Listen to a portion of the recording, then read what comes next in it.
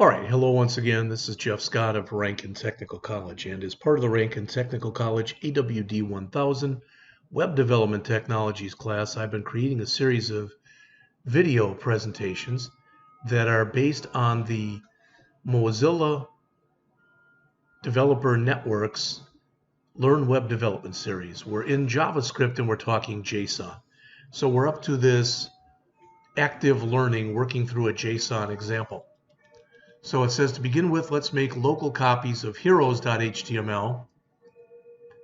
Pretty much I've got this already, I think, but that's okay.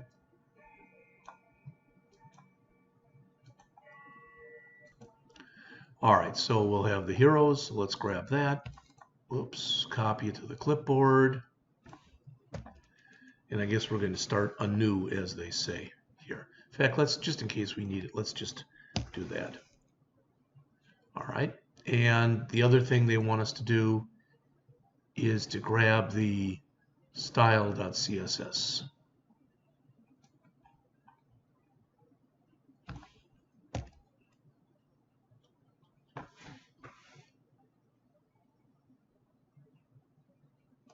And I'll tell you what, let's just do this to try to make our life a little bit, oh, they do reference it here, so that's fine.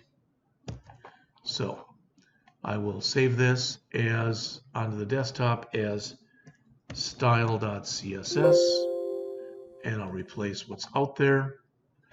And I will grab this one, and this will become superheroes.html. All right.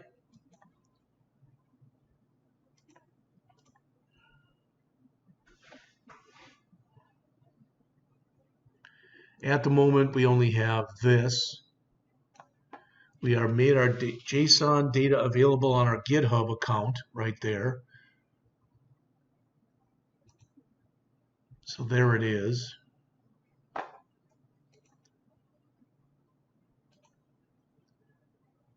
And the author says we are going to load it into our page, use some nifty DOM manipulation to display it so it looks like this. All right. So first, obtaining the JSON. To obtain it, we use an API called Xml Http Request. So what does that mean? This means that we're calling a built-in routine, all right, XML, and it's HTTP request. HTTP for Hypertext Transfer Protocol request. This is also called an XHR object. This was, I believe, originally created by Microsoft. As it says, it's a very useful JavaScript object that allows us to make network requests to retrieve resources from a server using JavaScript. To start with, we store the URL of the JSON we want to retrieve in a variable. Add this to the bottom of your JavaScript code. Okay.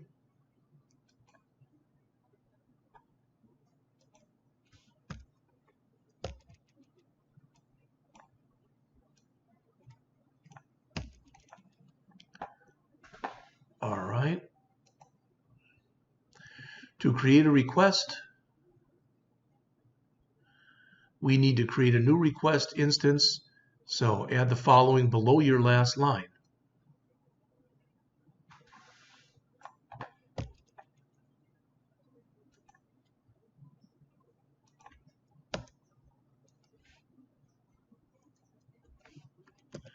Right there.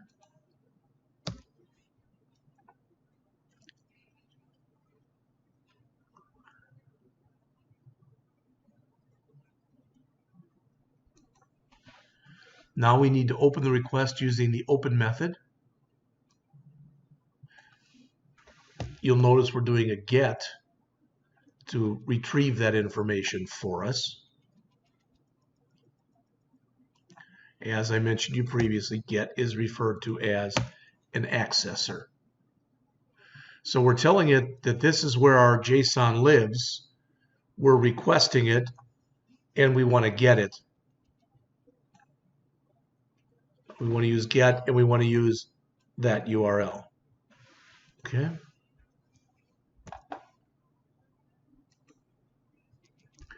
Again, this takes 2 parameters. There are other optional parameters available. We only need the 2. The HTTP method to use when making the request, and the URL to make the request to. Next, add the following 2 lines. Here we are setting the response type to JSON so that the XML HTTP request knows that the server will be returning JSON. All right, then we send it using the send method.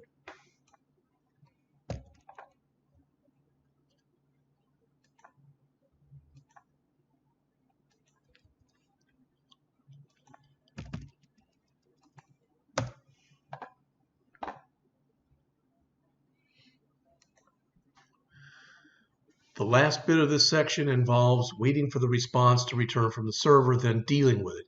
So add the following.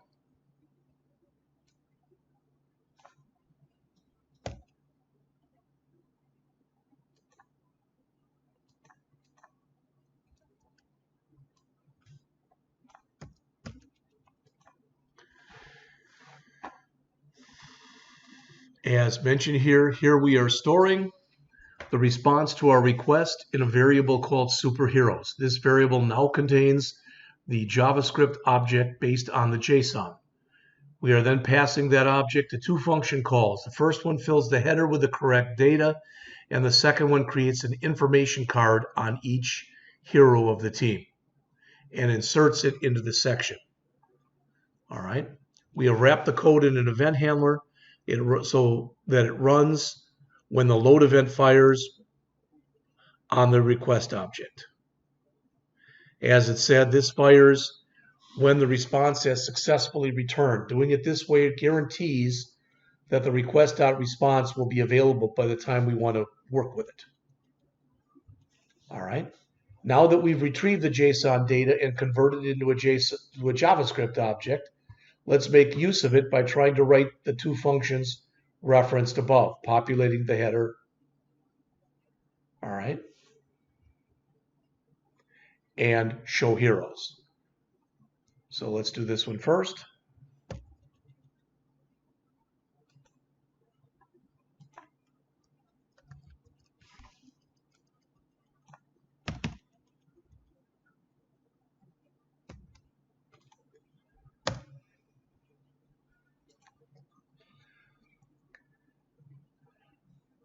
Says here we first create an H1 element right there. With the create element, we set the content of it to be equal to the squad name property of the object. Then we append to the header, we append this text content, or this my H1, using the append child. We then do a similar operation with a paragraph. We create a paragraph, we set its text content, and we append it. The only difference, as it says there, is that its text is set to a concatenated string with the hometown and the formed objects. All right.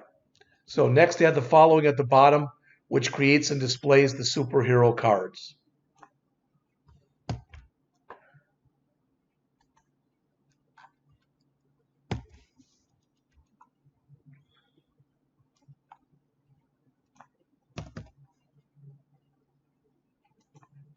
So really, we'd probably, to get the full effect of this, would be to break it up pretty much, kind of like this.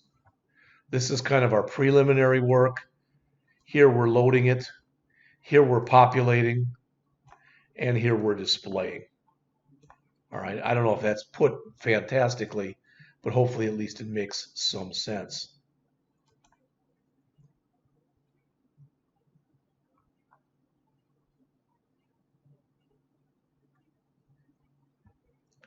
Now, I always kind of smile when books or PDFs or articles like we have here say something like this. The above example was simple in terms of accessing the JavaScript object. Well, it was, in that it wasn't humongous.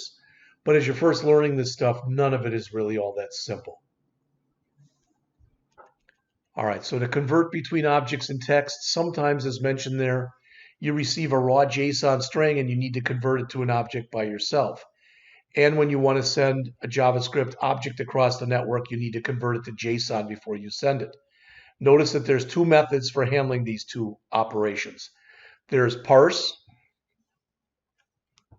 and as it says, parse accepts a JSON string as a parameter and returns the associated JavaScript object. And there's stringify, which takes an object and returns an equivalent JSON string. It says you can see this first one in our Heroes Finish JSON parse.html example. This does the same thing as the example we built earlier, except that we will set the XHR to return new JSON text.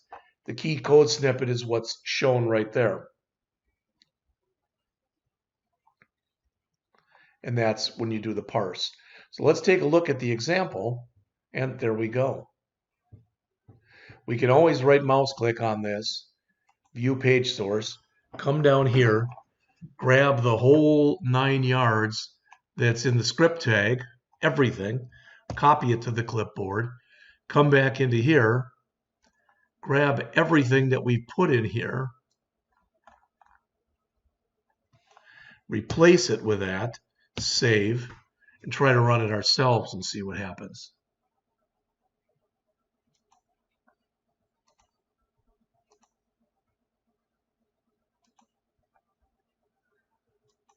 All right, I'm not sure what we're just getting immortality. I know we had that from before.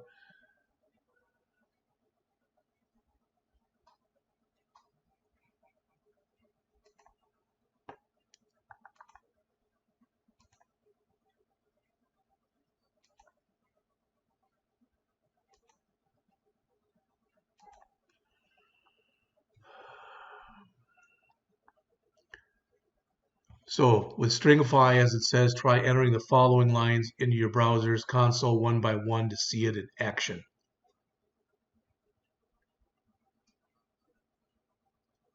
Here we're creating a JavaScript object, showing what it contains, converting it into a JSON string, using stringify, and then again seeing what it contains. All right, now that was quick. I realize that. Sorry about that. All right.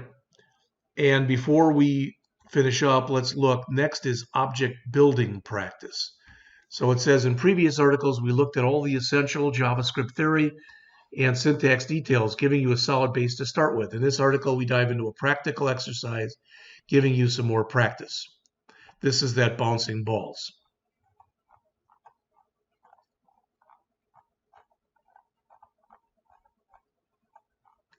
I guess what I'll do is I will try to go through this one, but I'm not going to go through the adding features to the bouncing balls demo. So I'll come back with this one in just a couple.